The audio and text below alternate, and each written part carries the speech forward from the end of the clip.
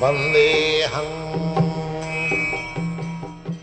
The following is a class on Bhagavad Gita, as it is, Chapter 10, Text number 1, given by His Divine Grace, A.C. Bhaktivedanta, Swami Prabhupada, recorded on 28th of December, 1966 in New York. Sri Gurun Vaishnava. The Bhagavan Uvacha, the Supreme Personality of Godhead said, Bhagavan, his very word is very significant. We should not try to understand what does it mean, Bhava. Bhava means opulence. And Bhagavan means one who has got opulences. The Sanskrit grammar, there is a affix called bhat. Bhat means possessing. Astate bhatup. When the sense of possession is there, this bhat affix is there. So bhaga means opulence and plus bhat. That means one who has got opulence. And the first person of that sound becomes Bhagavan. This is the meaning of Bhagavan. Now, what are the opulences? We have got, every one of you have got the idea of opulences. What are those opulences? Wealth, riches, and strength, or influence, and fame, and beauty, knowledge, and renunciation. These 6 things are called opulence. If a man has got sufficient riches, he attracts. This man attracts poor men. This is a instrument of attracting. Sometimes we also approach very rich man, give us some contribution, although we are Krishna conscious. So richness has got attraction. We cannot deny it. Of course, for Krishna we can do anything. We have no restriction. For Krishna's service we can do anything. So, anyway, richness, if the man is very rich, wealthy, he attracts. These are the 6 opulences which attracts. Then, if a man is very strong, he also attracts others. A strong man, either by influence or by his bodily strength, and he attracts. If there is a strong man, many women is attracted. So the strength is also another feature of attraction. Wealth, strength, and then fame. If a man is very famous, just take any famous man of the world. If he comes in this room, thousands of people will come here.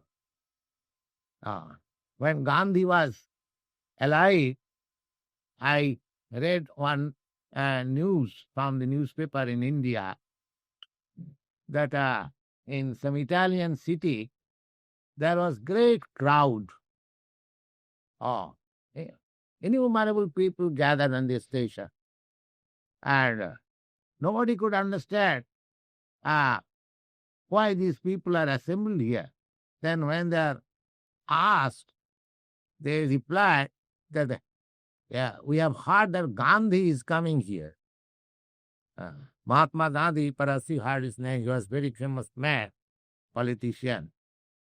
So, actually, the news published that there was one Mr. Gandhi.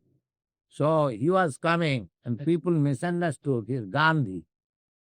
So, my point is that a famous man also attracts. These things are attraction.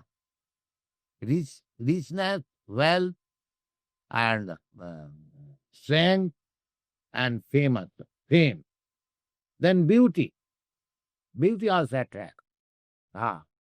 If a man is beautiful, or a woman is beautiful, or many man or woman are after man, beautiful.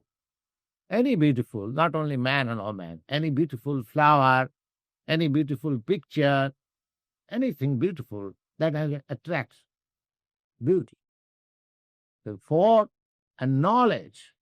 If one is learned, if one is very possessing much knowledge, just like great scientists, philosophers, or religionists, or preacher, they also attract. And renunciation. That is also another attraction. If a man is in the renounced order of life, renunciation means one has got all these things: richness, fame, beauty, knowledge, but he renounces everything for some higher purpose. Just like in our country, for national movement, so many rich men, they renounce everything. One or some of them, perhaps you know, there was one Mr. C.R. Das. He was earning $50,000 a month as a lawyer. He everything renounced. He joined this movement. And perhaps you have heard the name of Nehru. Nehru was very rich man's son. His father was very rich lawyer. His father's history is that in those days, there was not a single day when he was not earning $500 daily. So he was also very rich man's son, but he renounced everything, his father's property and everything, and joined this national movement. He went to prison by the government. So renunciation has also attraction. So the definition of God is there. Bhagavan. We should know who is God. That the definition is Aisajyasa samagrasya birjasya jasasasya jnana vairagyaschaiva sadaiti bhavangana. The Sanskrit definition of Bhagavan, the Supreme Personality of Godhead, that one who has got the complete wealth, complete strength, complete fame, complete beauty, complete knowledge, and complete renunciation. Renunciation. Giving up everything. In spite of having everything, if one can renounce at a moment's notice, I don't want, that is called renunciation. So when you find these 6 things incomplete, then he is God. This is the definition of God. And these things completely you'll find in Krishna. In the history, if you take human history, the Krishna, of course, was present as a man, personality. But when he was present, all these 6 things were completely present in him. Therefore, he was accepted. As in the morning class, we were discussing about the symptoms of incarnation. So, in the Shastra, in the scriptures, these symptoms are given. Similarly, who is Bhagavan? Who is the Supreme Personality of Godhead? That is also given. And Krishna, this word means all attract. Because he has got all these things incomplete, naturally he is attractive. Just like we have analyzed, the beauty attracts, wealth attracts, fame attracts, education, knowledge attracts. So he has got all these attractive features. Therefore, he is completely attractive. Krishna means the supreme attract. This is the meaning of Krishna. And therefore he is Bhagavan. Because he is completely attractive, Therefore is good.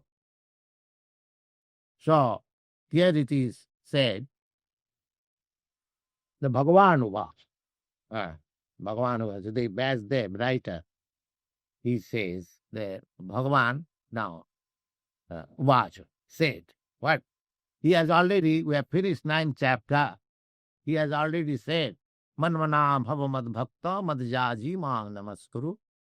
Just become always thinking of me. You just become my devotee. Just worship me. Manmana bhava mad bhakta mad jaji mang namaskuru. Just offer your obedience. Mam eva istate. If you continue these 4 things, what are these 4 things? Manmana, always fix up your mind in Krishna. That means you become always in Krishna conscious. And thinking of Krishna and as enemy or as friend, sometimes we think of enemy also. Oh, the enemy might be coming. My enemy is becoming very strong. So not that sort of thing. Bhakti means everything has got definition. That is called sadhana. What is that? Bhakti. Devotion. Devotion means anusilanam, cultivation of Krishna knowledge favorably, not unfavorably. Sometimes to kill some enemy, we do many things. To kill our enemies in the laboratory, we think of manufacturing atomic nuclear bombs, and that is also thinking. But that sort of thinking is not bhakti. Therefore, bhakti means anukulyena krishnanu and favorably you have to think of Krishna, not unfavorably. If you think of Krishna just to kill him, just like Kansa, his maternal uncle, he wanted to kill his nephew. Krishna was the nephew of Kansa. He was always thinking of Krishna, how to kill. So, that is unfavorable thinking, not that sort of thinking. Manmana bhava, just thinking, just be always thinking of me, does not mean that you shall think of Krishna, the Supreme Lord, as your enemy, but as your friend or lovable object. Manmana bhavamad bhakta. Bhakta means you should be always ready to render loving service to Krishna. That sort of thing. Manmana bhavamad bhakta mad jaji. Just become a worshipper of Krishna. And mang namaskuru, and offer your obeisances unto me. By following these 4 principles, Mami Vaishyasi Asangsaya, Krishna says to Arjuna, my dear Arjuna, if you follow these 4 principles, then surely you will come back to me, back to home, back to God.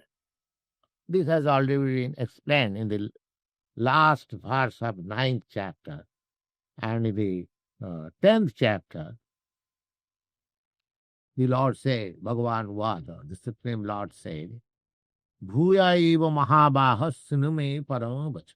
I have already said what is the process of Krishna consciousness. Now you hear furthermore information. Jatyaham priyamanaya bhakshami hitakamya. Because Krishna and Arjuna were, I mean to say, in relationship of friends. Therefore he said, Jate aham priyamanaya, because you are my dear friend, therefore bhakshami, I am speaking to you. That means the 10th chapter of Bhagavad Gita, what is spoken there, it is not meant for any ordinary person. It is meant for those who are a little bit advanced in Krishna consciousness. Ah, one who has accepted Krishna as the Supreme Personality of Godhead and he is conscious about him, for them it will be really sufficient. For others, it will not be really sufficient. Why? Just like you have got a beloved son, little child. You are always thinking of it. You are speaking, oh, my child, this morning he was playing like this. Oh, he was dancing like this. So you are thinking, you are speaking, others may be disturbed. Why? Because it is not his, the child is not his. He has no love for it. He has no love for it. He doesn't like to hear. Therefore, it is said here, and this part of speech in the 10th chapter, it is meant for such persons who are a little advanced in Krishna consciousness. Just like confidential things is spoken to a very confidential friend or relative, similarly, this is little more confidential than what is spoken in the 9th chapter, 10th chapter. Jattehang priyamanaya bhakshami hidakam. Because you are my dear friend and for your benefit, I am king. A friend is always worthy of a friend. And what you speak of Krishna? If Krishna becomes one's friend and he becomes well-wisher, then what do you want more?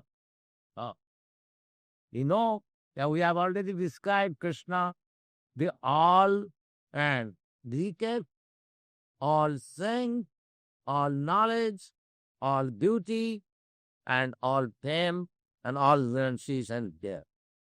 So if he becomes your friend, if he becomes your well-wisher, then what do you want more?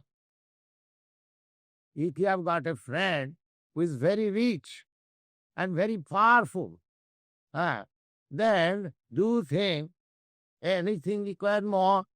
A friend can sacrifice everything for a friend, and here is a friend where there is no limitation. There is no limitation of wealth. There is no limitation of favor.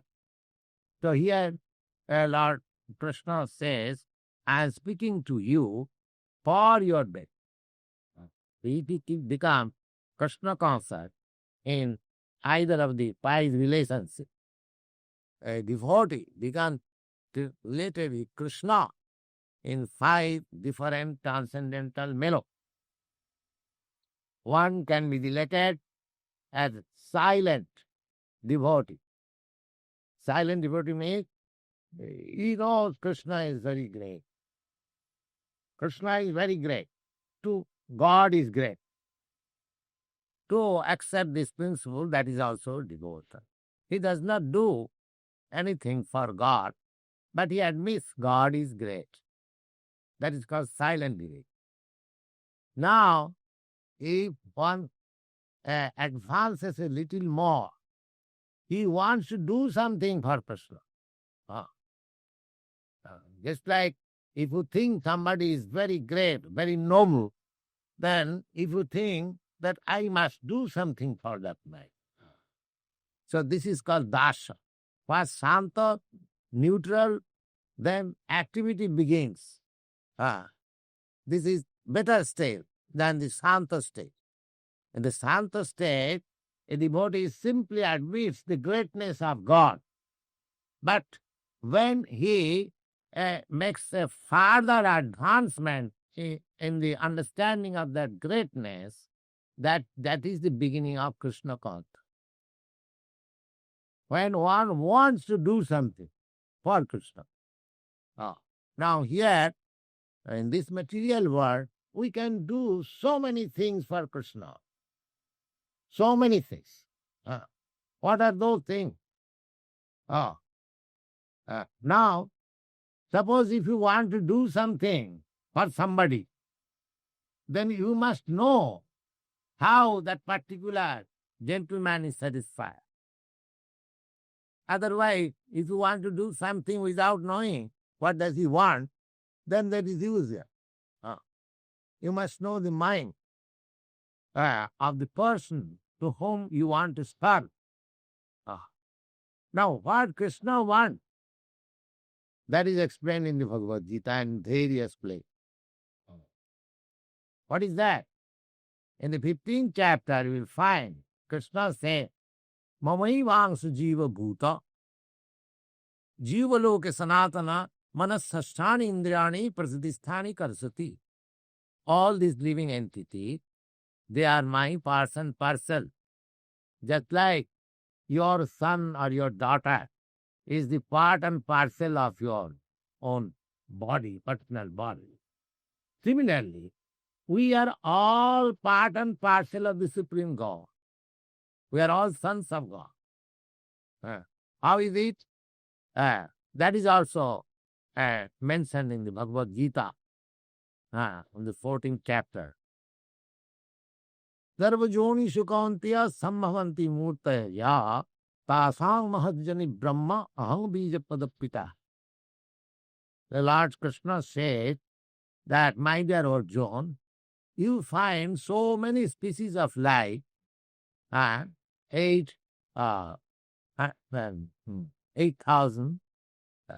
8,400,000, 8,400,000 of species of life.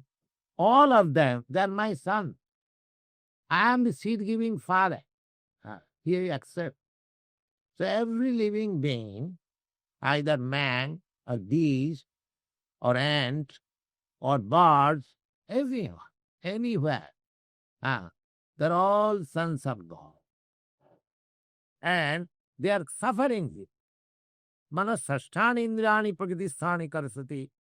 They have somehow or other, they have come in contact with this material nature, and each and every one of these living entities, they are having a hard struggle for existence. But under the spell of the illusory energy, they are thinking we are happy. All the whole day, night, they are unhappy. Their desires are not fulfilled. They want something, but they are forced to accept them. This is going. This is called hard struggle for existence. Nobody is satisfied. There are always disruption. In this moment, I am your friend. Next moment, I am your enemy. This moment, I am your husband or wife. Next moment, no. You don't see my face. I will not see yourself. Divorce. So these things are going on. So this is called struggle. I am wanting something, but I am forcefully being bound to accept something else. This is called struggle. So this is going. So therefore, Krishna gives you message that these living entities, they are very unhappy in this material world. Under the spell of material energy, under the spell of illusory energy, they are thinking that they are happy. In ignorance, just like the animals, they cannot know. They do not know what is unhappiness. When they are in the slaughterhouse, they will be slaughtered next moment. They are standing and eating grass because due to ignorance. They do not know. Similarly, when human society becomes plunged into ignorance, they do not know what is unhappiness. Their struggle for existence, and therefore they are in unhappiness. They are never satisfied, full of anxiety. In spite of having all these things, the foolish man says, yes, we are advancing in civilization. This is their ignorance and foolishness. So, Krishna conscious person, if they want to serve Krishna, if they want to render some service to Krishna, their first business is to dispel this ignorance of the human. That is the best path. That is the best path. People have manufactured so many philanthropic association, charitable association, and hospitals, and so many things. But if somebody or if some association can enlighten people to the Krishna consciousness, that is the best service to the human society. Oh. That is best service to human. Oh. So, a further advancement from neutrality, that I love Krishna or God because he is great. No, that love is not sufficient. You must render some service to the Krishna. Just like Arjuna.